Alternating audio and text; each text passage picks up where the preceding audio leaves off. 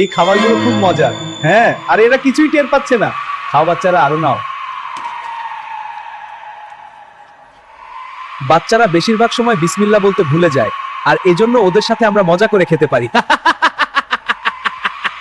আজকের খাবারটা অনেক মজা হয়েছে, তাই না? হ্যাঁ, অনেক মজা হয়েছে। বাচ্চারা, তোমরা কি খাবারের আগে বিসমিল্লাহ বলেছিলে? না আব্বু, আমি তো ভুলে গিয়েছি। বলো কি, তোমাদের সাথে তো শয়তানরা খাচ্ছে। তাড়াতাড়ি বিসমিল্লাহ বলো। বিসমিল্লাহির রহমানির রহিম। বাবা, আমরা তো কোনো শয়তান দেখতে পেলাম না। আমরা খালি চোখে অনেক কিছুই দেখতে পাই না। হাদিসে আছে, রাসূল করিম সাল্লাল্লাহু আলাইহি ওয়াসাল্লাম বলেছেন, যখন তোমাদের কেউ খাবার খায় সে যেন আল্লাহর নাম নেয়। আজ থেকে আমরা বিসমিল্লাহ বলে খাবার শুরু করব। ঠিক আছে আব্বু। চল, এই বাচ্চাটা বিসমিল্লাহ বলে নি, ওর সাথে একটু গিয়ে খাবার খাই। হ্যাঁ, চল। যারা আল্লাহ আর তার নামকে ভালোবাসে তারা ভিডিওটিতে লাইক দিন, আর যারা রাসূলের সুন্নাহকে ভালোবাসে তারা ভিডিওটি শেয়ার করে দিন।